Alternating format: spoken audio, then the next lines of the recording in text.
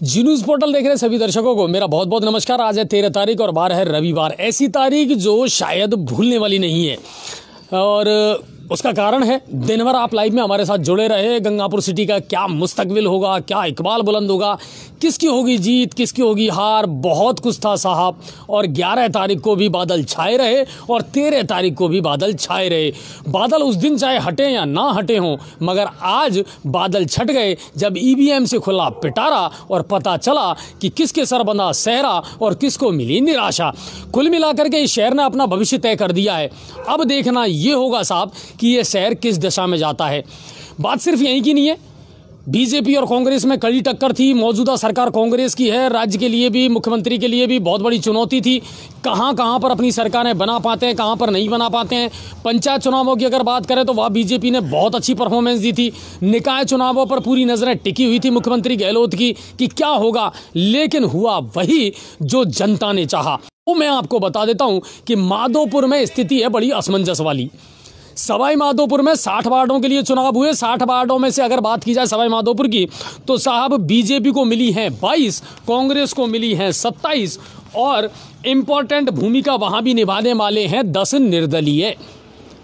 कौन बनेगा सभापति ये देखना जरूर होगा, लेकिन सवाई माधोपुर के लिए इतना जरूर कहना चाहूंगा कि वहां जो भी बने अब स्थायी बने। आयाराम गयाराम वाला सभापति कम से कम माधोपुर बोर्ड में अब ना हो। ये बड़ी इंपॉर्टेंट बात है माधोपुर के विकास के लिए। भरतपुर की अगर बात करें तो जिले की 8 नगर पालिकाओं में से 7 में कांग्रेस का बोर्ड बनना लगभग तय है। ये भरतपुर की अपडेट है। महाराजा विश्वेंद्र सिंह ने टिकटों का वितरण किया था और उसी हिसाब से उन्हीं की रणनीति चली है वहां पर। अब देखना ये होगा कि क्या कांग्रेस का कोई अध्यक्ष बैठेगा भरतपुर में, ये देखना पड़ेगा।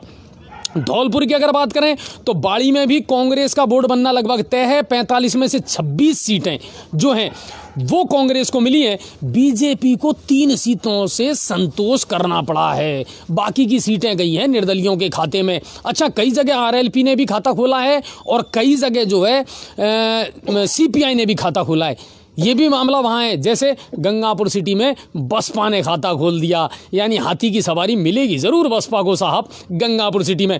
पूरे चुनावी विश्लेषण पर हमारी बिल्कुल नज़र बनी रहेगी और कुछ मुआजिज मेहमानों से भी मैं आपकी आज मुलाकात करवाऊंगा जो इस रण क्षेत्र को जीत करके और मैदान में अपना बिगुल बजा चुके हैं। क्या कुछ उनकी रणनीति रही, क्योंकि पूरी चुनावी अपडेट जो थी ना वो जी पोर्टल पर आप लोगों ने देखी।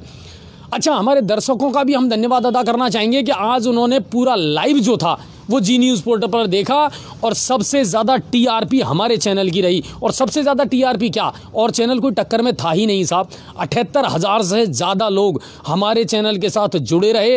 पूरी टेक्निकल टीम ने रात भर बैठ करके फ्रेम तैयार किया कि किस तरह हमको ये चुनाव परिणाम जो हैं वो लोगों को दिखाने हैं। तो मैं सबसे ज़्यादा धन्यवाद दूंगा अपनी पूरी टीम का। टेक्निकल टीम हो चाहे हमारे रिपोर्टर्स हो। नादोती से राजेश अवस्थी आए, गंगापुर सिटी से इबरार जो था वो इबरार जी जो हैं पत्रकार वो हमारे साथ थे। मैं खुद मौजूद था मतगणना स्थल के बाहर राजकीय महाविद्यालय। तो कुल मिलाकर के पूरी टीम जो है वो दिन भर लगी रही और पल पल की अपडेट आपको देती रही। टेक्निकल टीम है वो लगातार अपडेट आपको करती रही। तो जी न्यूज़ पोर्टल ने जितनी ईमानदारी से हो सकता है अपना काम करा पूरी मेहनत के साथ। हिंडौन की अगर बात करें 13 सीटें कांग्रेस ने, 18 भाजपा ने और वहां भी 28 सीटें जो जीती है ना वो निर्दलियों ने जीती है साहब। अब पार्टियों को सोचना पड़ेगा कि टिकट वितरण में गड़बड़ी तो नहीं हो रही है, क्योंकि जो निर्दलीय हैं वो हर जगह बाजी मार रहे हैं।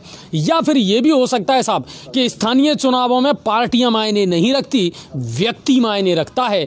जो व्यक्ति फील्ड में सक्रिय है, जो जन जन का लाडला है और बाढ़ में सर्वप्रिय है, सर्वमान्य है, लोकप्रिय है, जनता उसी को वोट देगी। इस पर मोहर लग चुकी है निर्दलियों के आने से। तो ये है करौली में अगर देखी जाए तो भाजपा को 15, कांग्रेस को 15 टाई होता नजर आ रहा है वहां पर और निर्दलीय जीते हैं 25। अब आप बताइए बोर्ड बनेगा तो किसका बनेगा। निर्दलियों ने वहां भी बाजी मारी है, निर्दलियों ने हिंडौन में भी बाजी मारी है और निर्दलियों ने गणित बिगाड़ा है गंगापुर सिटी में भी। और अब ये जो मामला है ना ये सीधी सी बात है, देखो जनता को जो अपना काम करना था वो जनता ने कर दिया, लेकिन गंगापुर सिटी के चुनावों पर और विश्लेषण जो है और जो डिबेट है उसके लिए आज हमारे पास में कुछ खास मेहमान मौजूद हैं जिनसे मैं आपका तारुफ करवाना चाहूँगा, जिनसे आपकी मुलाकात करवाना चाहूँगा। चुनावी विश्लेषण के लिए राजनीतिक रूप से जो एक्सपर्ट हैं वो मेरे साथ हैं अनिल कुमार जी दुबे, जो कल एग्जिट पोल में भी हमारे साथ थे और बहुत कुछ हमारे आंकड़े जो है ना वो सटीक साबित हुए हैं साहब, बिल्कुल सटीक। मैंने कल कह दिया था कि कांग्रेस 12 से ज़्यादा नहीं पहुंच पाएगी, हुआ भाई 11 पे अटक गई। बीजेपी के बारे में हमने बताया था कि हाँ शायद 22 प्लस हो जाएगी, लेकिन ये भी उम्मीद नहीं थी मुझे कि 25 प्लस हो जाएगी। हुई, बधाई उनको भी, और जो जीते हैं ना उनको भी दिल से हम बधाई देते हैं कि अब ये सिर्फ जीत नहीं है, बहुत बड़ी जिम्मेदारी है जो आपको पूरी करनी है। जनता ने एवं ही वोट नहीं दिए साहब, आपको बहुत सोच समझ करके आपको वोट दिए हैं। अब क्या करना है ये आपको सोचना है। तो अनिल जी आइए और मुझे ज्वाइन कीजिए जी न्यूज़ पोर्टल पर। अनिल जी कल हमारे साथ एग्जिट पोल में भी शामिल थे। दूसरे जो हमारे खास मेहमान हैं जिन पर आप सबकी नज़रें थी और जो आजकल शहर में चर्चा का विषय बने हुए हैं, यानी दीपक नरूका जी। दीपक भाई साहब आइए और मुझे ज्वाइन कीजिए जी न्यूज़ पोर्टल पर। आपका भी बहुत बहुत स्वागत है।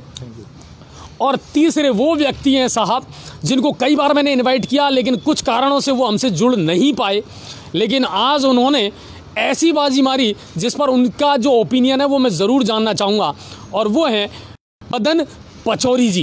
कांग्रेस से टिकट मांगा, नहीं मिला, उसके बाद निर्दलीय भाग्य आजमाया और उस युवा चेहरे पर मोहर लगाई उनके वार्ड के बाशिंदों ने। मदन सर आइए और मुझे ज्वाइन कीजिए जी न्यूज़ पोर्टल पर।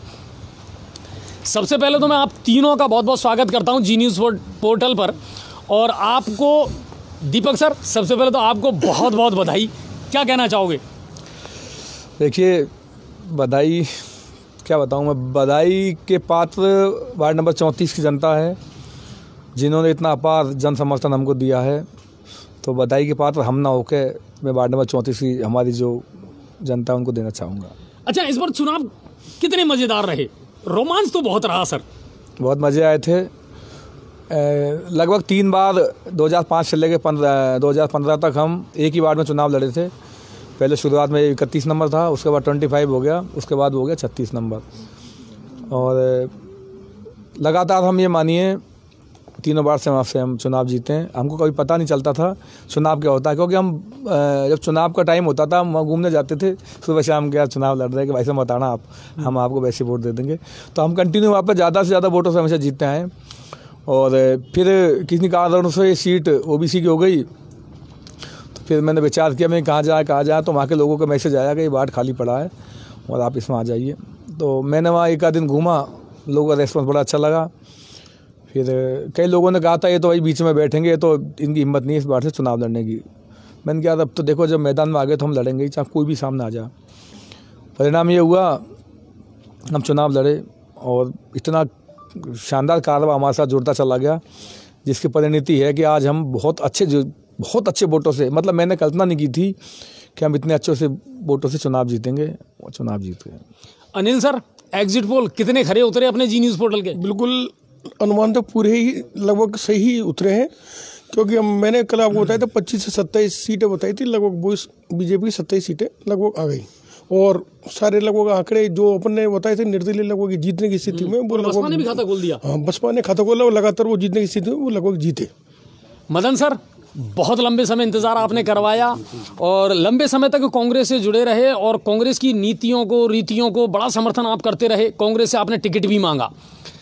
क्या कुछ हुआ, गड़बड़ कहाँ हुई, गफलत कहाँ हुई? और सबसे बड़ी बात यह है कि आपने कांग्रेस के बहुत बड़े कद्दावर नेता को डिफीट दी। क्या वजह रही, क्या कारण रहे और क्या इसके पीछे रणनीतियाँ रहीं? देखिए, पहले तो मैं जी न्यूज़ पोर्टल का धन्यवाद देना चाहता हूं कि उन्होंने मुझे आज यहाँ बुलाया, उसके लिए बहुत बहुत धन्यवाद। बात मेरे चुनाव लड़ने की ये थी कि मैं 5 साल से उस वार्ड में मेहनत कर रहा था। पिछली बार मैंने मेरे भाई को लड़ाया था चुनाव, किन्हीं कारणों से 13 वोटों से भैया रह गए थे। फिर भी मैं लगातार उस वार्ड में बना रहा। मैंने वार्ड वासियों की सेवा करी।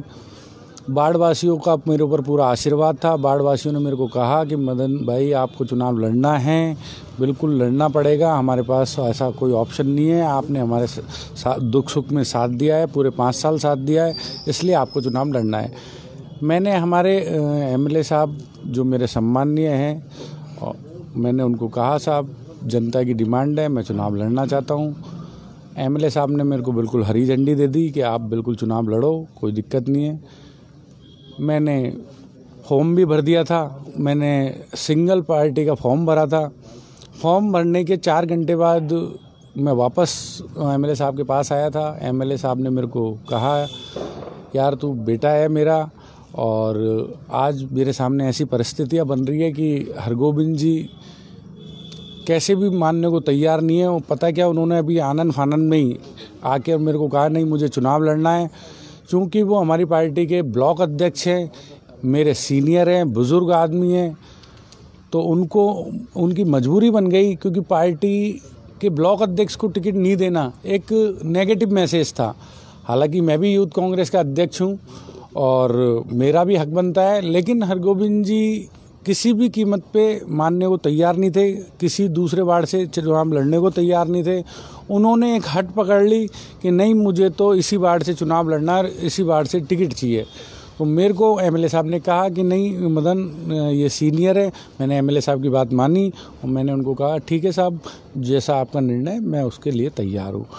उसके बाद जैसे ही मैं बाढ़ में गया और मैंने बाढ़ वालों को कहा कि अपना टिकट कट चुका है और अब आप हरगोविंद जी कटारिया का साथ दो और अपन हरगोविंद जी कटारिया को, तो पूरे बाढ़ में एक मायूसी छा गई, एक मातम छा गया और सब लोगों ने मेरे को एक प्रेम के रूप में अपने आंसू बहाए। और जो एक बाप अपने बेटे से लड़ता है उसकी अच्छाई के लिए, ऐसे पूरे बाढ़ ने मेरे को कहा कि नहीं अगर तुम नहीं लड़े तो हम किसी को नहीं आने देंगे, नोटा में बटन दबा देंगे, ये कर देंगे वो कर देंगे। पूरा बाढ़ मेरे घर आ गया, मेरे घर वालों के पीछे पड़ गया, नहीं कोई बात नहीं, आप कांग्रेसी हो, कांग्रेसी रहोगे, हम हरगोविंद जी कटारिया को एक्सेप्ट नहीं करेंगे। हमको तो आपने 5 साल सेवा करी है हमारी, इसलिए आप चुनाव लड़ो और आपको लड़ना पड़ेगा। अगर आप चुनाव नहीं लड़े तो इस बाढ़ में और हमारे पास कभी मत आना आप। मेरी मजबूरी बन गई। मैंने लोगों से बहुत समझाने की कोशिश करी, लेकिन कोई समझने को तैयार नहीं था। मैंने एमएलए साहब से कहा कि साहब ये मेरी सामने मजबूरी है। एमएलए साहब ने मुझे बहुत मना करा कि तू चुनाव मत लड़, क्योंकि पार्टी के सीनियर नेता हैं और आप पार्टी से बगावत मत करो, आपकी नई उम्र है। लेकिन मैंने कहा साहब मेरे सामने ये समस्या है, आप बताओ मैं क्या करूं। मैं इतना कह के एमएलए साहब से आ गया और मैंने जनता के साथ जाके और अपना निर्दलीय फार्म सेम डे, जिस दिन लास्ट डेट होती है उसी दिन मैंने फिर भरा। और मेरा फॉर्म 2 बजे यानी 3 बजे का टाइम है, 2 बजे से भरना चालू करा और 2:45 में मैंने अपना फॉर्म दाखिल कर दिया। मैंने जनता के आशीर्वाद से फॉर्म भरा है। मैं कल भी कांग्रेसी था, मैं आज भी कांग्रेसी हूँ और आगे भी कांग्रेसी रहूँगा। मैं पार्टी के साथ था, हूँ और रहूँगा। अनिल सर, बड़ी चुनौती तो थी इनके सामने। हरगोविंद जी कटारिया वरिष्ठ नेता हैं कांग्रेस के और उनको हराना या उनको शिकस्त देना इतना आसान काम भी नहीं था। नहीं, बिल्कुल बहुत सही बात की। हरगोविंद कटारिया जी बहुत ही कद्दावर नेता हैं और उनका प्रभाव भी काफ़ी अच्छा था। और मदन पचौरी जी को मैं जीत की बधाई देता हूँ, लेकिन मुझे ऐसा लगता है कि कहीं ना कहीं इनकी जीत में अहम भूमिका विधायक साहब की रही है। विधायक साहब की अहम भूमिका रही है इंटरनल, मेरा मानना है। अच्छा दीपक सर, कांग्रेस की जो विचारधारा है वहीं से कहीं ना कहीं बिलोंग करते थे और फिर अप्लाई आपने भी किया था टिकट के लिए। हमने जब पहला इंटरव्यू आपसे पूछा था तो उन्होंने कहा था, आपने कहा था कि बिल्कुल ये है। फिर गड़बड़ कहाँ हुई और गफलत कहाँ हुई? देखिए, कुछ तो मैं विधायक महोदय को भी मैं कोई ओडम्बर नहीं देना चाहता, ना उनकी बधाई करना चाहता हूँ। मेरा इतना सा कहना है, उनके इर्द गिर्द जो घेरा बनाया हुआ है वो लोग उनको सही सलाह नहीं देते। उनको स्वयं विवेक से काम करना चाहिए हमेशा। वो विधायक हैं, हमारे सम्माननीय है, मेरी उनसे कोई लड़ाई नहीं है। मैं कांग्रेस ही हूँ। मैंने जो गया चुनाव हुआ था जिसमें हमने कांग्रेस का बिल्कुल तन मन से साथ दिया था, 2005 से लेकर 2020 तक अब मैं जो भी हूँ कांग्रेस में ही हूँ, कांग्रेस से बाहर नहीं हूँ। मगर ऐसी क्या मजबूरी हो गई कि एक जो व्यक्ति एक बार चेयरमैन रह चुका हो, एक बार वाइस चेयरमैन रह चुका हो, एक बार जिसने 2015 में कांग्रेस के लिए जब कोई खड़ा नहीं हुआ था, मैंने अपना सब कुछ समर्पित कर दिया और बहुत बड़ा एक शिकस्त खाई, वो आप सब लोग जानते हैं वो क्या है। उसके बावजूद एक चेयरमैन लेवल के कैंडिडेट को एक वार्ड पार्षद का टिकट नहीं देना, एक कहाँ का न्याय है बताओ? कहाँ की रीति नीति है कांग्रेस की? जबकि हमारे संगठन का भी काफ़ी दबाव था ऊपर से, नहीं इनको टिकट दिया जाए, हमारी पूर्व चेयरमैन रह चुकी हैं हमारे सम्मानीय, मगर शायद वो घेरा था जिसको तोड़ के हमारे विधायक महोदय बाहर नहीं आ सके। अच्छा मदन सर, अभी आपने एक बात कही कि साहब मैं बिल्कुल तनमन से कांग्रेसी हूँ, था और रहूँगा। कांग्रेस की नीतियों में या रीतियों में कहीं बदलाव आया टिकट वितरण को लेकर के इस बार नगर परिषद के चुनावों में? होता क्या है साहब, जब टिकट वितरण होता है तो सारी चीज़ें देखी जाती हैं। व्यक्ति एक होता है, एमएलए साहब की बहुत मजबूरियां होती हैं, कार्यकर्ताओं के कहने पे टिकट मिलते हैं, कार्यकर्ताओं को टिकट मिलते हैं। अब वो एक अलग चीज़ है कि फील्ड के अंदर वो टिकट कितने खरे उतरते हैं, वो कार्यकर्ता कितनी मेहनत कर पाता है। बाकी तो आदमी सिंगल एक अपने कार्यकर्ताओं के हिसाब से ही टिकट बांटता है। मैं दीपक भाई साहब की बात से सहमत नहीं हूँ। वहाँ पे जो घेरा है सब कार्यकर्ताओं का ही है। बाकी तो हर चीज़ को देखनी पड़ती है, कहीं ना कहीं मजबूरियाँ होती है। आज मेरे टिकट की बात है और अभी भाई साहब ने एक बात कही थी कि कहीं ना कहीं एमएलए साहब का हाथ है, ये बिल्कुल गलत बात है। आज हरगोविंद जी कटारिया की बात लो आप, उन्होंने टिकट मांगा, उस बात से बिल्कुल सही है। समीकरण भी कोई चीज़ होती है। ब्राह्मण समाज का 600 वोट है और माइनॉरिटी का 400 वोट है। तो मेरे को तो कॉन्फिडेंस था कि मेरा समाज है, मेरे पार्टी का वोट है, इसलिए मैं चुनाव लड़ूंगा तो कहीं ना कहीं फाइट करूंगा। लेकिन हरगोविंद जी की ऐसी क्या मजबूरी बनी कि जहाँ पे 25 उनके समाज के वोट थे और खाली माइनॉरिटी के ऊपर वो चुनाव लड़ रहे थे। तो ये कोई बात नहीं होती। कांग्रेस को एक जाति से बांटने का एक काम हो गया एक तरीके से। उनको एक समीकरण भी होना चाहिए कि नहीं यार, मेरा समाज है, उस समाज मेरे समाज का जहाँ है नेतृत्व उस जगह जाके भी लड़ूँ तो माइनॉरिटी का भी वोट मिलेगा, अदर समाज का भी मिलेगा, खुद के समाज का भी मिलेगा।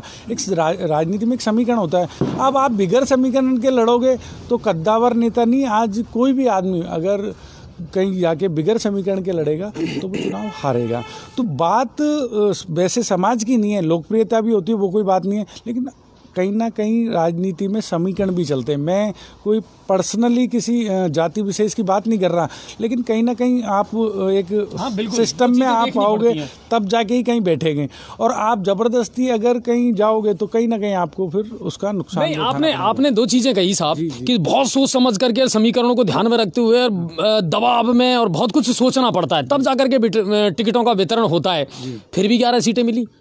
उसका कारण आज हमारे ब्लॉक अध्यक्ष का टिकट कटता है तो ऊपर पार्टी में क्या मैसेज जाता है। अब आज हरगोविंद जी कटारिया हमारे सम्मानीय हैं, मेरे बड़े बुजुर्ग हैं, मेरे पड़ोसी हैं, मेरे मोहल्ले में रहते हैं, मैं उनका सम्मान करता हूं, हमारा पूरा परिवार सम्मान करता है और वास्तव में सम्मान के काबिल है पार्टी के हिसाब से भी और एक पड़ोसी होने के नाते भी। लेकिन राजनीति एक अलग चीज़ है। राजनीति में ये चीज़ें नहीं चलती है। राजनीति में तो एक समीकरण चलता है और उस समीकरण से अगर आप चलोगे तो राजनीति में सक्सेस है। अब रही बात टिकट वितरण की, तो एमएलए साहब ने तो गलत टिकट नहीं दिया है, बिल्कुल सही दिया है। ब्लॉक अध्यक्ष हूँ, वो तो टिकट बांटने वाले आदमी हैं। एमएलए साहब को तो सिर्फ उस पर यस करनी है, बाकी तो हमारा संगठन टिकट फाइनल करता है। तो पूरे आवेदन हमारे ब्लॉक अध्यक्ष ने लिए, ग्रामीण अध्यक्ष ने लिए, शहर अध्यक्ष ने लिए। तो एमएलए साहब का व्यक्तिगत तो कोई मामला है नहीं, उन्होंने तो संगठन को साथ लेके। और आज एमएलए साहब के पास जो भी कोई आदमी काम कर रहे हैं तो उन्होंने कहीं ना कहीं पार्टी के लिए मेहनत करी है, एमएलए साहब के लिए मेहनत करी है। तो कहीं ना कहीं उनकी बात सुननी भी पड़ती है और सुनना भी ज़रूरी है। आज मुझे अगर दुख हुआ है, मैं एक कार्यकर्ता था, पार्टी का वफादार सिपाही था, तो मेरा टिकट कटा। हालांकि मैं तो बहुत कुछ समझ रहा था, तो मुझे कोई गिला शिकवा नहीं है, ना पार्टी से ना एमएलए साहब से है। बाकी जो खुद टिकट ले रहे हैं उनको सोचने की बात थी ये। बाकी ठीक है, वो कद्दावर है, हमारे सम्मानीय हैं और ऐसा मैंने कोई पहाड़ नहीं तोड़ लिया। ये तो जनता जनार्दन है। इंदिरा गांधी जी हार गई थी तो वो कोई इशू नहीं है, बाकी वो हमारे सम्मान। अच्छा दीपक सर, क्या वाकई में समीकरण देखे गए थे? क्या सर्वे देखा गया था? क्या सोच समझ करके टिकटों का वितरण हुआ था?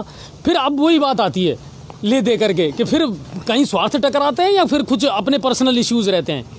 देखिए, मैं एक बात कहना चाहता हूँ आपको, आदमी की लोकप्रियता भी देखनी चाहिए, ज़मीन से कितना जुड़ा है वो देखना चाहिए, किस आदमी ने कहाँ पे कितना काम किया है, उसका बैकग्राउंड क्या है। मैंने पहले कही थी इस बात को आपको, टिकट जब फवादे पे आपने लाइव किया था, मैंने कहा था टिकट सोच समझ के देने चाहिए, उनका बैकग्राउंड देखिए, उनकी कैसी छवि है, शहर में उनकी कैसी साख है। मैं तो एक बात कहना चाहता हूँ आपको, जिस बार से मैं जीत के आया हूँ ना, उसमें मेरा एक भी वोट नहीं है, मेरा खुद का वोट नहीं है, मेरे परिवार का वोट नहीं है, मेरे समाज का कोई वोट नहीं है। और जो व्यक्ति जो जीतने वाला है मेरा भाई की तरह है, वो हनुमान जी, मुझसे बिल्कुल मेरा उनसे बेकार खाता नहीं है।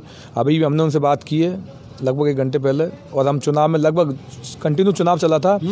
वो आदमी मेरी माता जी का हमेशा पैर छूते थे, उनका बड़प्पन है, और मैं भी उनसे गले मिलता था। जैसे उनका कार्यालय से निकलता था, उनके कार्यालय से निकलता था तो मैं कार्यालय में झाँक के आता था, मैं चाय वाय पिलवा दो, ऐसे नहीं। तो वो कोई बात नहीं, चुनाव लड़ना कोई एक परंपरा, कोई भी लड़ सकता। नमो नारायण जी के सामने उनके भाई लड़े थे। तो मैं तो इतना कहना चाहता हूँ, जिस बार से मैं लड़ा हूँ ना, नहीं तो मेरे समाज का वोट है, न मेरा खुद का एक भी वोट नहीं है, मेरा खुद का वोट नहीं है, मेरे घर वाले का वोट नहीं है। इसको क्या कहोगे आप? जिन लोगों ने मुझको चुनाव जिताया वो भी बेचारे वही थे, अग्रवाल समाज के लोग थे, और समाज के सोनी समाज था, उसमें खंडेलवाल समाज था, जैन समाज था, आपके मुस्लिम समाज था हमारा, और इसके अलावा ब्राह्मण समाज था। मैं इन सब समाजों को धन्यवाद देना चाहता हूँ जिन्होंने इतने भारी मत से चुनाव जिताया। मगर इसकी मतलब ये नहीं हुआ कि किसी जाति का वोट होना वार्ड में आवश्यक नहीं है। वो व्यक्ति कहाँ पे फाइट करता है, उसकी कितनी पकड़ है, उसको लोग कितना चाहते हैं, ये उसके ऊपर डिपेंड करता है, चुनाव जीत या हार। अच्छा, जितने बोर्ड आए हैं, जितने वार्डों में से रिजल्ट आए हैं, पचौरी सर आपने भी देखा है, माधोपुर की बात कर लें, हिंडौन की बात कर लें, इस बार निर्दलियों का पड़ला बड़ा भारी रहा। तो कहीं ना कहीं दीपक सर की जो बात है वो बिल्कुल सही बैठती है कि अब जो लोकल चुनाव हैं उनमें पार्टी उतना मायने नहीं रखती, व्यक्तिगत ज़्यादा जो है वो मायने रखता है। नहीं, बिल्कुल सही कहा, क्योंकि कई बार क्या होता है कि पार्टी कुछ सोच समझकर ऐसे टिकटों को भी नजरअंदाज कर देती है जो जीतने लायक होते हैं। उनके ऊपर कई प्रकार के दबाव होते हैं, कई जातिगत समीकरण होते हैं, और कुछ बड़े नेताओं के दबाव भी होते हैं अपने लोगों को टिकट देने के, और उस दबाव की वजह से वो जीतने वाले टिकटों को भी कई बार काट देती है। और इसका परिणाम ये होता है कि वो जीतने वाले के ऊपर दबाव होता है, जो जीतने वाले को होता है कि उसको निर्दलीय लड़ने का दबाव होता है, और वो इसका परिणाम आपके सामने यहाँ भी देखने को मिला। हमारे बगल में मदन जी भी हैं और दीपक जी भी सामने बैठे हुए हैं, बिल्कुल खड़े हुए हैं, वो निर्दलीय जीतने वाले उम्मीदवार थे, उनका टिकट काटा गया। मदन सर, 11 सीटों की तो उम्मीद नहीं थी। सर बिल्कुल आप सही कह रहे हो, बाकी पार्टी सत्ता में आप हैं, राज्य में आप हैं, विधायक आपका है, बहुत कुछ आपके पास में चाबी है, उसके बावजूद 11 सीटें। बिल्कुल आप सही कह रहे हो। कुछ तो इस बार जो पिछली बार जो माहौल खराब हुआ था, उस माहौल को लेके लोग बागों में एक अलग ही तरह की लहर थी। उस लहर को लेके लोगों ने, ज़्यादातर निर्दलियों ने अपने दांव पेच खेले। बिल्कुल। और जो पार्टी के कार्यकर्ता थे जिनको टिकट मिला था, वो लोग, उन्होंने भी पूरी मुस्तैदी से चुनाव लड़ा। अब ये जनता जनार्दन है, इसका जो आदेश था उसको हम शर्माते हैं। लेकिन मैं फिर कहना चाहूँगा, जितने भी निर्दलीय चुनाव जीते हैं, मैं उनसे बार बार ये निवेदन करना चाहूँगा कि अगर उनको नगर परिषद के अंदर विकास कराना है, अपने वार्ड में विकास कराना है, तो दोबारा से वो अपने कांग्रेस के जो भी प्रत्याशी रहेंगे उनके साथ रह के उनको चेयरमैन बनाए, जिससे अगली बार वो दोबारा पार्षद बने। बाकी किसी के भी लोभ लालच में नहीं आए, क्योंकि अभी छोटा सा लोभ पूरे जीवन भर के लिए कलंक बन जाएगा, जो आपको देखने को मिल रहा है। अच्छा दीपक सर, बीजेपी की परफॉर्मेंस अच्छी मानते हैं? 27 बहुत शानदार विपक्ष में होके आज इनकी सरकार भी नहीं है, विधायक भी नहीं है मौजूदा। इन्होंने क्या किया, मतलब आश्चर्य, मैं खुद अचंभित हूँ इन्होंने किया कैसे ऐसे। और बीजेपी और कांग्रेस दोनों में बागी थे, और दोनों में से कहीं ना कहीं निर्दलियों ने बाजी मारी है। बहुत सारे ऐसे बड़े चेहरे थे जिन्होंने मतलब उलटफेर किया है। आप देखिए, शिवरतन जी अग्रवाल हैं, उनका वार्ड भी चेंज किया गया, पहले 2 थे, फिर उसके बाद में उनको 16 में शिफ्ट कर दिया गया, और वो वहाँ से जीत हासिल कर गए। गिरिराज जी, जो शायद सुनने में आया था कि साहब उस वार्ड के बाशिंदा ही नहीं है 17 नंबर से, और वहाँ से उन्होंने बाजी मारी है। कुल मिलाकर के बागियों ने दोनों ही पार्टियों को प्रभावित किया है, बहुत ज़्यादा, है ना। मैंने पहले कहा था आपको, इस बार जो भी समीकरण बनेगा बागियों का, बागी से मतलब निर्दलियों का बनेगा। बागी से मतलब बागी, आज मान लिया मेरे को टिकट नहीं दिया तो मैं बागी नहीं कह सकता, बागी में जब होऊंगा मैं कांग्रेस के टिकट से जीत का हूँ और बीजेपी में जाकर मैं मेरा वोट दूँ, उसको बागी कहेंगे। क्योंकि इन्होंने हमको अवॉइड किया, इन्होंने हमारी अनदेखी की है, थोड़ी नाराज़गी तो हमारी बनती है ना। अब अवॉइड करेंगे आप? नहीं, मैं स्वतंत्र हूँ, मैं कुछ भी कर सकता हूँ। मैंने आपसे पहले कहा था भविष्य के गर्भ में मैं कुछ भी कर सकता हूँ। सही बात। मैं आज़ाद हूँ। देखो, मैंने टिकट मांगा था, ये तो इनको सोचना चाहिए था इन्होंने क्यों इतनी बड़ी गलती करी है। इसका खामियाजा मैं ऐसा तो बता रहा हूँ आपको, इतने बड़े चैनल के पास सामने खड़ा हुआ हूँ। मेरा टिकट नहीं कटता ना और मैं कांग्रेस में होता तो आज कुछ और ही होता। जो ये 27 बीजेपी में है ना, हो सकता है 27 नहीं तो 25 तो कांग्रेस में निश्चित होते। ये मैं दावे से कहता हूँ इस बात को। ये बहुत बड़ी बात कही है दीपक सर ने, और ये यकीनन उनका कॉन्फिडेंस है ग्राउंड लेवल पर रह करके, जो काम उन्होंने किए हैं, जो ग्राउंड लेवल पर रह करके उन्होंने लोगों से फीडबैक लिया है, उसके मुताबिक कहीं ना कहीं वो इस ताबूत में आखिरी कील जो है ना वो साबित हो सकते थे। लेकिन खैर, अब पछताई होत क्या जब चिड़िया चुग गई खेत। अब बहुत कुछ हाथ से निकल गया साहब। अब तो मामला निर्दलियों के पास है और अंदरूनी सूत्रों से खबर ये आई है कि भाजपा ने तो अपना कोटा पूरा कर लिया साहब, जितना मैंडेट चाहिए था वो मिल गया। अब बात आएगी सभापति के पद पर। बहुत बड़े दावेदार हैं साहब आपके बीजेपी में। बिल्कुल, सभापति पद के लिए बहुत ज़्यादा दावेदार है। एक आध नाम बता दीजिए। नहीं, नाम तो जो संगठन ऊपर से तय करेंगे वही माना जाएगा, लेकिन शिवरतन जी है। और मेरा ये मानना है कि शायद मुझे ये लग रहा है कि ब्राह्मण समाज में से भी कुछ लोग दावेदारी कर सकते हैं और गुर्जर समाज में से भी कोई ना कोई दावेदारी कर सकता है। क्योंकि जैसे माना संगठन दबाव एक बहुत बड़ी राजनीति होती है, जो जितना दबाव डाल सकता है। लेकिन फिर भी मेरा मानना है कि हमारे ऊपर जो संगठन जो तय करता है ना, जो पार्टी में तय करता है, बीजेपी में उसको सभापति पद करता है। अच्छा, कौन कौन से ऐसे बाढ़ थे, आप तीनों से मैं पूछना चाहूंगा, जिनके परिणामों ने सबसे ज्यादा चौंकाया कि यार यहाँ थोड़ा सा ऐसा नहीं लग रहा था, फिर भी ऐसा हुआ? ऐसा है कोई बाढ़ आपकी नोटिस में? देखो, बाढ़ तो कही है। मैं तो विशेष रूप से देखो, ये मदन है हमारा, मदन छोटा भाई मेरा है। ये भी मतलब इसकी जीत भी अपना आप में बहुत आश्चर्यजनक है। नहीं, बिल्कुल, मतलब हमने ये में भी कहा जो कटारिया जी मेरे बड़े भाई हैं, उनका मैं बहुत सम्मान करता हूँ। और ये भी मेरे परिवार के सदस्य को, जहाँ मैं पैदा हुआ ना वहीं बगल से ये है, तो इसकी जीत भी अपना आप में देखो आश्चर्यजनक है। और दूसरी बात, मैं तो खुद के लिए बोलता हूँ, वार्ड नंबर 34 को हॉट सीट बताया था सबसे ज्यादा। हाँ बिल्कुल, सबसे ज्यादा चर्चा में रही। और जितने प्रेशर, जितने दबाव इस सीट के ऊपर आए थे मुझको हराने में, उतने गंगापुर में अगर ये काम करते ना तो 11 नहीं आते, आज कम से कम 21 हो जाते। जो काम इन्होंने वार्ड नंबर 34 में किया था ना, इसको भूल जाते ना कि चलो, तो ये निश्चित 21 तो होते। वो समय इनको वहाँ देना चाहिए था, गलती खा गए, ये वहाँ पे पहुँच गए। चलिए मदन सर, आपकी नज़र में हॉट सीट कौन कौन सी थी जिन्होंने चौंकाया? देखिए सर, हॉट सीट कोई नहीं होती है। हॉट सीट को तो एक माहौल बनाया जाता है, बाकी तो सब अपने अपना काम करते हैं, अपनी अपनी ताकत से चुनाव लड़ते हैं। एक लहर होती है, उस लहर के हिसाब से हॉट सीट बना दी जाती है, बाकी तो ऐसा कुछ भी नहीं है। हर आदमी अपने लिए पूरे प्रयास करता है। अब ये क्या है, कुछ गॉड गिफ्ट भी होता है। और मैं हमारी जो आंटी जी है गीता देवी नरुगा जी, उनको मैं बिल्कुल बहुत भाग्यशाली और बहुत ही यानी कि मेरे पास वर्ड नहीं है उनके लिए कहने के लिए। तो देखो, राजनीति में तकदीर भी कोई चीज़ होती है, बाकी हॉट सीट कुछ नहीं होती है। लकी भी कोई चीज़ होती है। अच्छा, बहुत सारी सीटें ऐसी थी जिन्होंने चौंकाया। कांग्रेस से अरविंद जी हारे, रविकांत मिश्रा हारे, राजेश जैमनी आइडियोलॉजी में बिलीव रखते थे, हालांकि वो पिछली बार भी निर्दलीय ही थे। तो ये जो सीटें थी इनमें भी गड़बड़ तो हुई है, जबकि ये दावेदार तो तगड़े थे साहब। देखो, मैं फिर कह रहा हूँ, जो सोशल मीडिया का ज़माना है और सोशल मीडिया एक ऐसी चीज़ है कि रंग को राजा और राजा को रंग बना देती है। बाकी तो रिजल्ट आने पे ही सारा मालूम चलता है। कोई हॉट सीट नहीं होती, मेरी जो पर्सनल सोच है। तो मैं तो इतना ही कहना चाहूँगा, कोई अपने आप को चैनलों पे आके सोशल मीडिया के माध्यम से अदर वार्डों के लड़कों को इकट्ठा करके कोई नई चीज तो वो कोई नहीं। जब तक आप एक विश्वास वार्ड में नहीं जगाओगे, एक जनता में आपका विश्वास नहीं होगा, तब तक कुछ नहीं है। रिजल्ट सब सामने आते हैं और वो सामने हैं आपके। अच्छा, तो ऐसा कुछ भी नहीं। अब फ्यूचर कांग्रेस का भावी रणनीति क्या है बोर्ड में सभापति पद को लेकर? मेरा तो सभी निर्दलीय जो भी भाई हैं उनसे बिल्कुल विनम्र निवेदन है कि सुबह का भूला शाम को घर आ जाता है, उसको भूला नहीं कहते हैं। और अगर उनको गंगापुर शहर का विकास और गंगापुर की दिशा अगर बदलनी है तो वो कांग्रेस के साथ रहें और कांग्रेस का बोर्ड बनाएं, नहीं तो वो स्थितियां हो जाएंगी जो वो गली के बाहर नहीं निकल सकते, नालियां सड़ेंगी, शहर सड़ेगा, एक अलग ही माहौल होगा।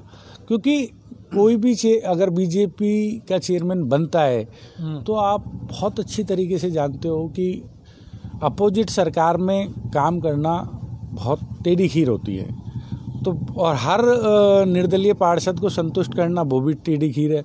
और 60 वार्ड हो चुके हैं, इतना बजट नहीं आता है कि हर वार्ड के अंदर बजट मिल जाए, तो वो जो चहीते होते हैं 2, 5, 7 वार्ड उन्हीं में काम होता है। बाकी जो लोग हैं ये अभी कुछ लोभ लालच में आके और फिर अपना भविष्य खत्म करेंगे। बाकी मैं उनसे फिर निवेदन करना चाहता हूँ कि छोटे से लोभ को छोड़ के एक बड़ा दिल रख के और आगे से आके पहल करें और कांग्रेस में आए, और जो भी कोई कांग्रेस तय करेगी उसका साथ दें और बोर्ड बनाएं।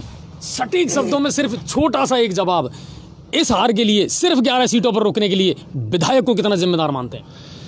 विधायक बिल्कुल भी जिम्मेदार नहीं है। उन्होंने अपनी बुद्धि, संगठन और अपने लोगों को साथ लेके काम किया, टिकट दिए। अब ये जनता है, हर विधायक ये तो तय नहीं कर सकता कि सब ये टिकट बिल्कुल 60 ही टिकट, फिर तो 60 पार्षद ही बना लोगे ना सत्ता में। बात 11 और 21 और 23 की नहीं है। हमारे पिछली बार हम सत्ता में नहीं थे, हमने जिला प्रमुख बनाया, हमने प्रधान बनाया, थोड़ा सा हम ल्यूज कर गए, नहीं तो गीता देवी जी नेहरू का चेयरमैन बनती, वो चीटिंग हुई, बिल्कुल सरासर चीटिंग हुई। तो आप ये बात क्यों भूल रहे हो कि पिछली बार यही एमएलए थे और हम एमएलए नहीं थे? हमने हर चीज़ बनाई, जिला प्रमुख बनाया, प्रधान बनाया, चेयरमैन भी बन गया हमारा। अगर ईमानदारी की बात करें तो हम चेयरमैन भी थे। तो वो चीज़ें मायने नहीं रखती। तो आज भी वही चीज़ें हैं। जितने भी निर्दलीय जीते हैं 21, वो हमारी गूदड़ी के धागे हैं, यूँ समझ लीजिए। वो हमसे दूर नहीं है, वो हमारे ही लोग हैं, वो कांग्रेस की विचारधारा के ही लोग हैं। बाकी कुछ लोग भटक रहे हैं, बाकी बोर्ड तो आज भी हमारा कांग्रेस ही बना है। अब ये कह सकते हैं कि वो सिर्फ सिंबल पे नहीं थे, निर्दलीय।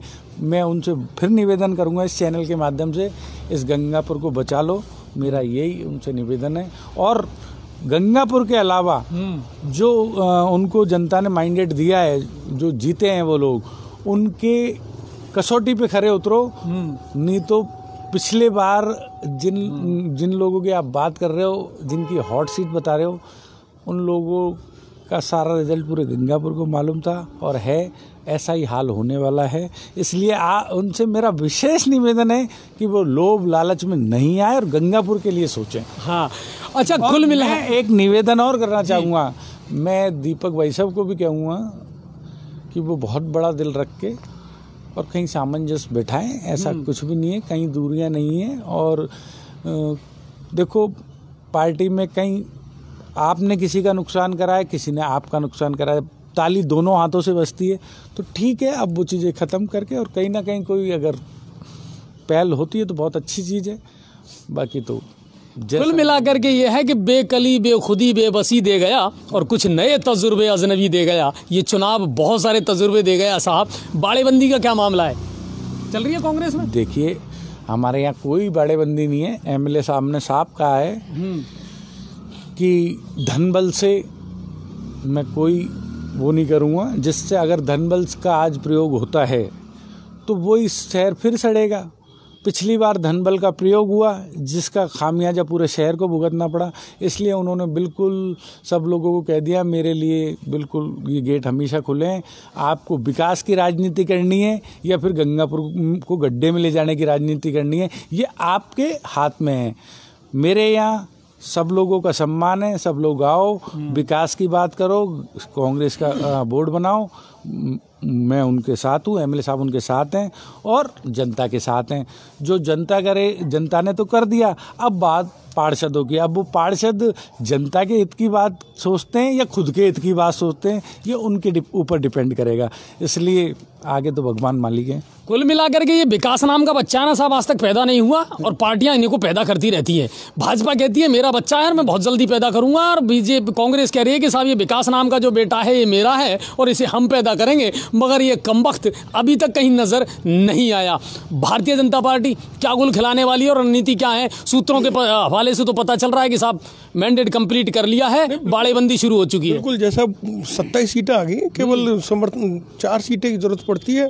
और बीजेपी से, जैसे उन्होंने कहा, बीजेपी के लोग, जैसे कई लोग ऐसे हैं जो बीजेपी के निर्दलीय चुनाव जीत कर आए, उनके वजह से पूरा है। और पूर्व में जैसा आपने कहा कि जो सभापति कौन, इसके बारे में तो मैंने पूर्व में कहा कि संगठन जो निर्धारित करेगा। बीजेपी में कई ऐसे पार्षद हैं जो 3-3 बार चुनाव जीत कर आए हैं, चाहे वो ब्राह्मण समाज में हो या अन्य समाज से हो। और शिवरतन जी के साथ थोड़ा हल्का सा नेगेटिव यही कि वो पहली बार चुनाव जीत कर आए। हो सकता है शायद पेच अगर कहीं फंसे तो शायद कोई दावेदारी हो, तो हो सकता है कि वो 3-3 बार चुनाव जीतने वाले भी मौजूद हैं। बोतल रखिए दीपक सर, सोशल साइड पर जनता के दिलों पर गीता देवी नरूका राज करती हैं, इसमें कोई शक नहीं है। देखिए बिल्कुल मैं ये खुल के कह रहा हूँ आपसे, लेकिन अब पेच इस चीज़ पर फंसा है कि 21 निर्दलीय हैं, 27 हो गए बीजेपी के पास में, कांग्रेस रखती है सिर्फ अपने पास 11। अब आपका क्या है इरादा? पहले तो मैं एक जवाब दूं आपको। ये विकास नाम का बच्चा है ना, 2005 में ये बच्चा था, है ना, बिल्कुल।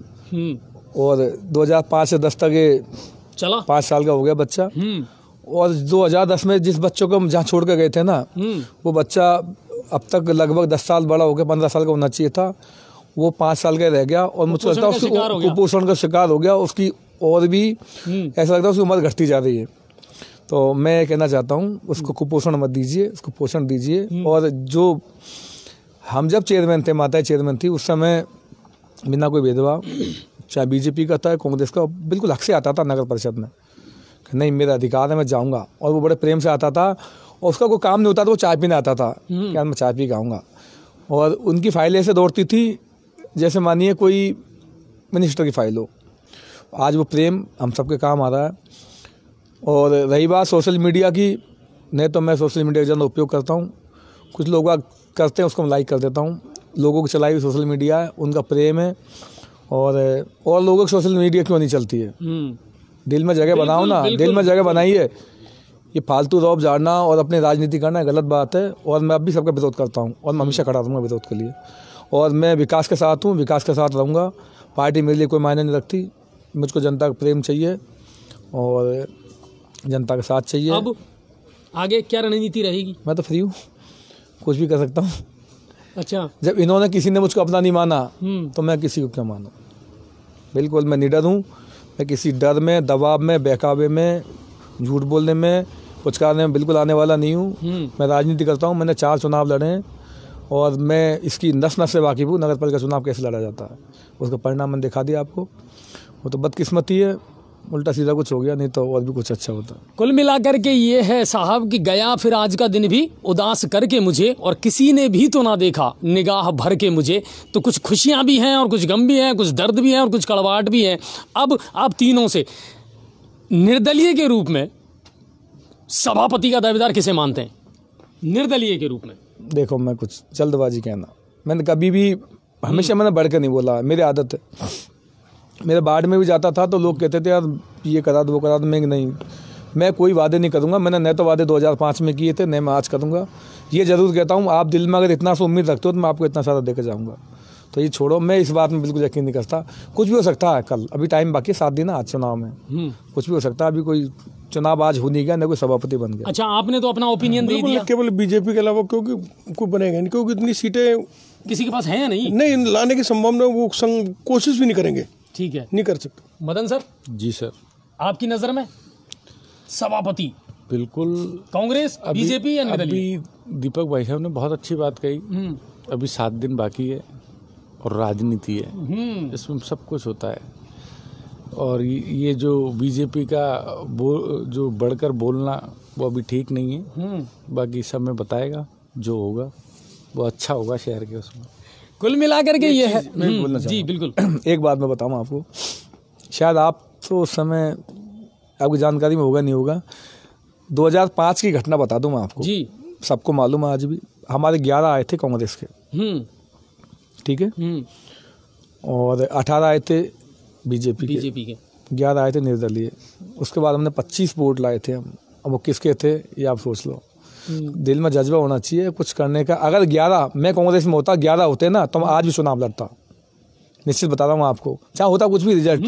बिल्कुल, मैं बिल्कुल आपसे दावे से कहता हूँ, क्योंकि अब मैं निर्दलीय हूँ तो मैं इतनी हिम्मत नहीं कर सकता कुल मिलाकर के। लेकिन उस समय की परिस्थिति दूसरी थी। आज मेरा ये मानना है कि भारतीय जनता पार्टी में जो मान सिंह जी वो बहुत एक्टिव है, वो शायद वैसी पुनरावृत्ति होने नहीं देंगे। बड़ेबंदी हुई है, बड़ेबंदी तो खैर लोग अपने रखते ही साथ, थोड़ा सा अंदर से अंदर भी हाँ कर ली नहीं अंदर साथ में रखते नहीं अंदर का ये बताइए, गए कहाँ हैं? यूपी, जयपुर या मध्य प्रदेश? नहीं, मुझे लगता है सब लोग जैसे यहीं घूम रहे हैं, सब गंगापुर में ही है सब। हाँ, तो कुल मिलाकर के राजनीति के हथकंडे साहब और ये चलते हैं जरूर। और कुल मिलाकर के लेकिन इतना जरूर कहेंगे कि इस बार के जो चुनाव थे दिलचस्प तो हुए, और कहीं ना कहीं अब वोटर बहुत एक्टिव हो गया सर, बहुत समझदार हो गया। अब वो साइलेंट है, अब वो साइलेंट रहता है, और बहुत सारे आपके जो गणितीय समीकरण है ना उसको फेल कर देता है वो कई बार।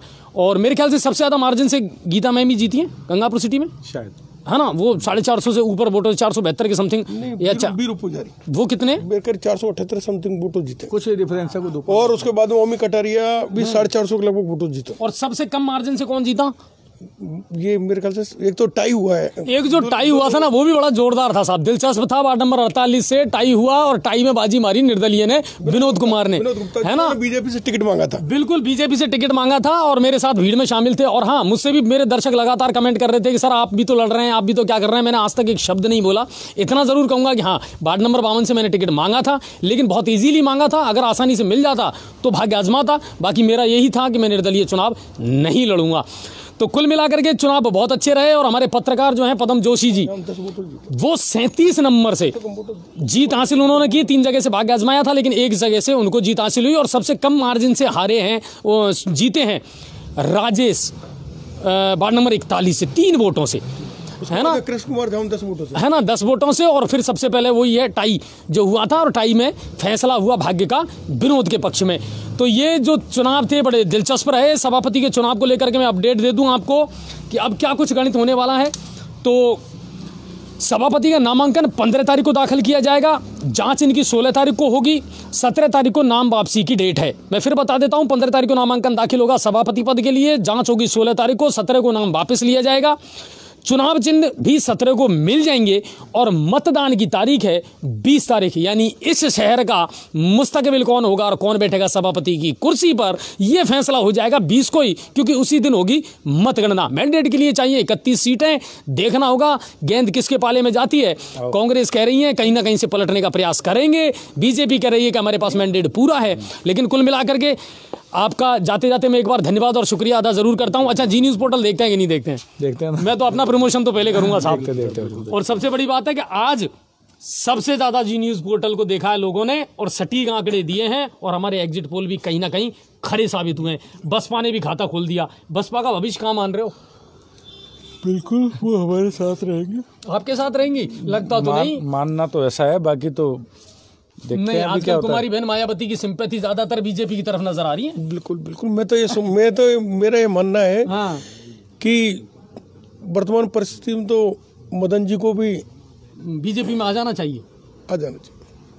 इनवाइट कर रहे हैं सर। मैं इनके विचारों से बिल्कुल सहमत नहीं हूँ, और ये एक लोकतंत्र है, इसमें कोई नहीं। लेकिन इनको पूरा सम्मान दिया जाएगा, मेरा ऐसा मानना है, क्योंकि बहुत संजीदा है, बहुत अच्छे व्यक्तित्व है, उनको बोलने की कला भी बहुत अच्छी है, और बहुत व्यवहारिक इंसान है, और शायद इनका सम्मान भी अच्छा किया जाएगा। और दीपक सर का तो मैंने कई बार पहले जब भी मुझे मिले, शायद इनसे पूछो, मैं इनसे हमेशा, आज नहीं जब भी चुनाव में, दीपक जी आप ऐसी कौन सी पार्टी है जो दीपक सर को लेना नहीं चाहती? नहीं, इनका कारण ये, जैसे दीपक जी ने बोला ना, गीता देवी जी वास्तव में एक ऐसी प्रतिमूर्ति जिनको हर कोई दिल से इज्जत करता है। मैं इसमें कोई दो राय नहीं है। हमारी कई बार बिल्कुल जब भी जाओगे आपको, जैसे उन्होंने कहा, बहुत सम्मान मिलता है। हम लोग कई बार बेचारे मतभेद होते हुए हम लोग कभी जाए ना, तो हमारे कोई काम की किसी ना नहीं की, तो ऐसा लगता है कि वास्तव में ईश्वर ने कुछ अलग ही उनको मतलब दिया दर्जा, कोई दो राय नहीं। कुल मिलाकर के आप दोनों दिग्गज आज जी न्यूज़ पोर्टल पर आए सर, और सबसे बड़ी बात यह है कि अब इस शहर को सजाने और संवारने की जिम्मेदारी हम सबकी बनती है। जनता ने अपना काम कर दिया, लोकतंत्र की ये खूबसूरती थी जो आज हमको देखने को मिली। अब इस लोकतंत्र को जिंदा रखने की जिम्मेदारी भी कहीं ना कहीं राजनीतिक दलों की भी बनती है और नेताओं की भी बनती है। अब देखना ये होगा कि आप लोग क्या मिलकर के गणित बैठाते हैं। बाकी आप क्या संदेश देना चाहेंगे लोगों को, बता दीजिए। देखो, सबका मैं तो एक बात कहना चाहता हूँ, सभापति कोई भी बने, चाहे वो कांग्रेस से हो, बीजेपी से हो, निर्दलीय हो, हमको मिलजुल के कम से कम इस शहर की दुर्दशा पे विचार करना होगा। जो शहर बिल्कुल एक गांव का रूप ले चुका है, इसको फिर से सजाना संवारना होगा। जिसकी लाइटें बंद पड़ी हैं, रात को जलती नहीं हैं, दिन में जलती हैं, टॉयलेट की शीट उखड़ी पड़ी है, टॉयलेटों में पानी डालने वाला नहीं है, सड़कें सब सीवरेज ने और अमृत योजना वालों ने खोद दी हैं, धूल उड़ती है। इस सबको देखना होगा, इन पर पुनः विचार करना होगा। बहुत गंभीर मुद्दा है। आप ये मत समझना चेयरमैन बनकर या सभापति बनकर आप लोग उस कुर्सी पर बैठ जाएंगे। कांटों का ताज है, जिम्मेवारी है। और कोई व्यक्ति सोचता है मैं इसको जीत गया और कुर्सी पर बैठ कर राज करूंगा, वो खुद को धोखा दे रहा है, शहर की जनता को धोखा दे रहा है। तो मैं कहता हूँ जो भी सभापति बने, मैं नहीं कहता कौन बनेगा, मैं बनूंगा, ये बनेंगे, कोई बनेंगे, उसको शहर की जो भी दुर्दशा है, शहर की जो भी समस्या है, उसका समाधान निश्चित करना पड़ेगा। और जो सभापति आने वाला उसके लिए इतनी बड़ी जिम्मेवारियां हैं, बिल्कुल सर, जो कि मैं आपको निश्चित कह रहा हूँ। मतलब मैं तो सोच कर कांपता हूँ कई बार कि गलती से अगर अपने माथे आ गई तो क्या करेंगे अपने, तो पूरा मामला खराब है। तो मतलब बहुत मैं कहता हूँ बहुत कठिन परिस्थिति है जब कोई चेयरमैन बनेगा। अगर वो जनता का दिल जीत का आता है तो मैं कहता हूँ ईश्वर के बाद उस आदमी का गंगापुर सिटी में नाम होगा। क्या कहना चाहेंगे? बिल्कुल मेरा मानना है कि जो भी सभापति बने वास्तव में जैसा उनका कांटों का ताज तो जरूर है, क्योंकि 3 साल अभी सरकार कांग्रेस की है, जो भी है। क्योंकि ऐसा लग रहा है जैसा समीकरण देख जो है बीजेपी का ही सभापति बैठेगा, संभावनाएं पूरी है और वो है। इसके अलावा जैसा मैं चाहता हूँ कि जो भी नया सभापति आए बने, वो गंगापुर सिटी में खेलने का, बच्चों को खेलने का मैदान हो, अच्छे पार्क हो, साफ नालियाँ हो, और आवारा जानवर जो है उनकी थोड़ी समस्या का निराकरण कर सके। जो बाहर से आने वाले लोगों को गंगापुर को ऐसा लगे कि कोई गंगापुर शहर है। मदन सर, क्या मैसेज देना चाहेंगे? बिल्कुल, मैं दीपक भाई साहब की बात से सहमत हूँ। आज जो सभापति बनेगा उसके लिए कांटों का ताज तो है ही। दूसरी बात, सेंट्रल में सरकार बीजेपी की है, स्टेट में सरकार कांग्रेस की है, बजट का अभाव है, कोरोना से वैसे ही पीड़ित है पूरा देश, बजट है नहीं है, तो बहुत समस्याएं आने वाली हैं। बाकी इतना आसान तो नहीं होगा, इतना आसान नहीं है, चुनौती तो होगी। चुनौती कुल मिलाकर के चलिए, आप सभी का बहुत बहुत धन्यवाद और शुक्रिया। बिल्कुल आपको धन्यवाद। मैं दोनों जीतने वाले बिल्कुल सर, हम भी बधाई देते हैं और दिल से आपको शुभकामनाएं देते हैं कि आप गंगापुर के सजाने में, संवारने में अपना महत्वपूर्ण योगदान जरूर दें। गंगापुर समस्याएं उठाएं और हमारी इनसे यही गुजारिश है, और दूर करवाने का प्रयास भी करें मिलकर। चलिए, धन्यवाद सर, आप लोगों का बहुत बहुत शुक्रिया। तो ये थे हमारे जी न्यूज़ पोर्टल पर आज के खास मेहमान, और बहुत सारी चुनावी बातें इनसे हुई हैं, बहुत सारे मुद्दों पर बातें हुई हैं। और कुल मिलाकर के कि अभी सिर्फ हमारे पास यही तो है कि सपने हैं जो इन आंखों में तैर रहे हैं। अब ये सपने मूर्त रूप कब लेंगे, यथार्थ में कब लेंगे, ये तो पता चलेगा साहब 20 तारीख को, क्योंकि 20 तारीख को होगा सभापति का चुनाव और 21 तारीख को होगा उपाध्यक्ष का चुनाव। उप सभापति कौन बनेगा नगर परिषद गंगापुर सिटी का। जितने भी सिनेरियो हैं, जितने आसपास के परिणाम थे, मैंने आपको बता दिए कि हिंडौन, करौली, भरतपुर, बयाना, धौलपुर, सवाई माधोपुर क्या कुछ चल रहा है। बीजेपी का बोर्ड बनेगा या कांग्रेस का बनेगा ये अभी तय नहीं है, क्योंकि सब जगह जो मामला बिगाड़ा है ना साहब, वो निर्दलियों ने बिगाड़ा है। निर्दलीय हैं कौन? ये वो हैं जिनको जनता ने टिकट दिया है। ना बीजेपी ने टिकट दिया, ना कांग्रेस ने टिकट दिया, असली टिकट दिया है जनता ने। और जनता के टिकट पर ये अब नगर परिषद में अपना दावा ठोक रहे हैं। चाहे माधोपुर की बात आप कर लो, चाहे गंगापुर की बात कर लो, लेकिन कुल मिलाकर के ये है कि परिणाम हो गया। दिन भर उत्साह का माहौल रहा, वहाँ से बहुत सारी लाइव हमने आपको दिखाई। धारा 144 क्या होती है ये पता नहीं था सुबह, क्योंकि उत्साह इतना था साहब समर्थकों में, जीतने वाले जो प्रत्याशी हैं उनके समर्थकों में, कि पुलिस को कई बार लाठीचार्ज करना पड़ा, कई बार बल प्रयोग करना पड़ा और उनको वहाँ से हटाना पड़ा। लेकिन कुल मिलाकर के ये है कि 60 वार्डों की जनता ने अपना अपना जो वार्ड का नुमाइंदा है वो चुन लिया। तो ये था। इसके अलावा मैं आपको बताऊं और कोई बड़ी खबर नहीं थी। बाड़ाबंदी की खबरें जरूर आ रही हैं। पदम जी वार्ड नंबर 37 से जीत गए, लेकिन वार्ड नंबर 30 से और वार्ड नंबर 38 से उनको शिकस्त झेलनी पड़ी। बहुत सारे उतार चढ़ाव देखने को मिले। वार्ड नंबर 48 के बारे में मैंने आपको बताया कि टाई हो गया था, और टाई के बाद में फिर जीत जो मिली वो विनोद गुप्ता को मिली, और भारतीय जनता पार्टी जो है वो मैंडेट के करीब है और मैंडेट पा लिया है, ये भी हमारे सूत्रों से हमें पता चला है। और जितने भी लोगों ने समर्थन किया है जीते हुए ने, उनको यहाँ से हटा दिया गया है। गए कहाँ हैं ये तो हमें भी नहीं पता, लेकिन हमें पता तो है। लेकिन कुल मिलाकर के ये है साहब कि अब ये सूत्रों की खबर है तो क्या कह सकते हैं, लेकिन पता चलेगा। 15 तारीख को नामांकन भरे जाएंगे। सभापति के दावेदार हैं कौन कौन, और कहीं ना कहीं मुझे लगता है कि चलो अगर कोई नहीं है तो फिर मैं तो हुई सभापति का पद का दावेदार। चलिए, जी न्यूज़ पोर्टल हमेशा आपके दिलों पर राज करता रहेगा और आपके दिलों का सभापति है। हमें राजनीति से कोई मतलब नहीं है, बस इतना जानते हैं कि राष्ट्र नीति अपनाओ और ये जो गंगापुर शहर है ना, इसकी दशा सुधर जाए, बस इतना ही उद्देश्य है। इसके अलावा हमारा कोई उद्देश्य नहीं है। और जितने भी लोग जीते हैं उनको दिल से हम बधाई देते हैं कि अब ये जीत सिर्फ जीत नहीं है, ये उम्मीदों की एक ऐसी जिम्मेदारी आपको दी है, ये आशाओं का एक ऐसा ताज आपको पहनाया है जनता ने, जिसको अब आपको पूरा भी करना है। और अगर आप पूरा नहीं करेंगे तो ये याद रखिए कि जी न्यूज़ पोर्टल का जो कैमरा है ना, वो आपको छोड़ने वाला है नहीं। चाहे आप किसी भी वार्ड के पार्षद हों, चाहे आप सभापति हों, सवाल हम पूछेंगे, आपसे जवाब लेंगे और आपको जवाब देना पड़ेगा। क्योंकि जी न्यूज़ पोर्टल आज की तारीख में ज़्यादा नहीं तो कम से कम 80,000 लोगों का नेतृत्व करता है, और ये 80,000 लोग वो हैं जो दिल से जी न्यूज़ पोर्टल को चाहते हैं। आज दिन भर जितना आपने लाइव देखा उसके लिए आप सभी का बहुत बहुत धन्यवाद। और अब कल से फिर अपना वही सिस्टम है। अच्छा, एक बात और कहूँगा, अब इन चुनावों के बाद में बहुत सारे पत्रकार बेरोजगार हो जाएंगे बेचारे, क्योंकि बहुत सारे नए पत्रकार पैदा हो गए थे, लेकिन अब वो बेरोजगार हो जाएंगे बेचारे। और उनसे मैं यही कहूँगा कि पत्रकारिता सिर्फ चंद दिनों का खेल नहीं है साहब, बहुत बड़ी जिम्मेदारी है। जनता के मुद्दे, उनकी समस्याएं उठाते रहना बहुत बड़ी जिम्मेदारी है, और ये इतना आसान काम नहीं होता। तो उनके लिए भी मुझे दुख है कि बहुत सारे पत्रकार अब बेरोजगार हो जाएंगे बेचारे। कैमरे अपने आप अंदर चले जाएंगे, माइक और बूम आईडी हैं वो सब अंदर चली जाएंगी, और अब शायद वो जो पत्रकार हैं वो भी अंदर चले जाएंगे। लेकिन जी न्यूज़ पोर्टल हमेशा क्षितिज पर रहेगा, हमेशा आकाश में रहेगा, चमकता रहेगा, और आप लोगों का प्यार, आप लोगों का दुलार, आप लोगों की शुभकामनाएं बटोरता रहेगा। कई बार हमसे गलतियां हो जाती हैं, उसके लिए हम क्षमा प्रार्थी हैं कि हो सकता है कई बार, क्योंकि मानवीय भूल हो जाती है।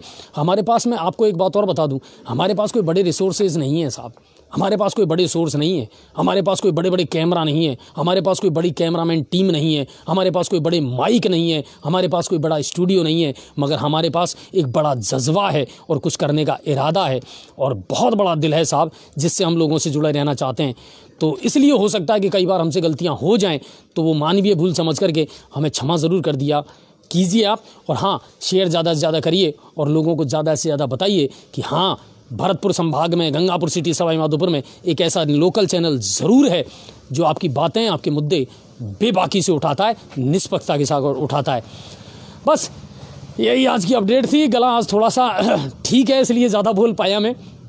कल गला पूरी तरह चौक था मेरा। आज गंगापुर सिटी पोर्टल के 50,000 फॉलोअर कंप्लीट हो चुके हैं। Thank you. यस, अच्छा, एक चीज़ और जो अभी मेरी टेक्निकल टीम ने बताई है कि गंगापुर सिटी पोर्टल पेज जो है हमारा, उसके फेसबुक पर 50,000 फॉलोअर्स कंप्लीट हो चुके हैं।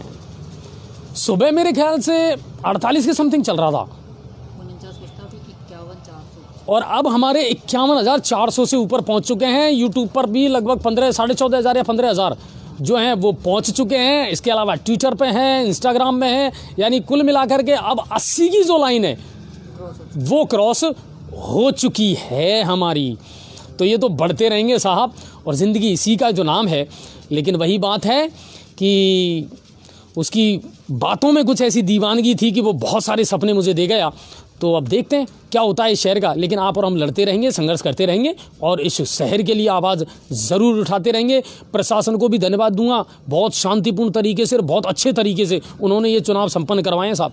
बिल्कुल, मुझे याद है मैंने हर मीटिंग में पार्टिसिपेट किया था, हर मीटिंग में भाग लिया था, और प्रशासन ने बहुत सख्त निर्देश दिए थे, और बहुत कम स्टाफ था क्योंकि शादियां बहुत थी साहब, तो ज़्यादातर स्टाफ जो था वो छुट्टी पे था। उसके बावजूद भी बहुत बेहतरीन काम प्रशासन ने किया। निष्पक्ष तरीके से, पूरी निर्भीकता के साथ इन चुनावों को प्रशासन ने संपन्न करवाया। तो प्रशासन भी बधाई का पात्र है। प्रशासन को भी हम बहुत बहुत शुभकामनाएं देना चाहेंगे, स्पेशली एडीएम साहब को, एसडीएम साहब को, अतिरिक्त पुलिस अधीक्षक जो है हिमांशु जी, जिला पुलिस अधीक्षक सुधीर जी भी आज खुद मौजूद थे, आज वो आए थे मतगणना स्थल पर।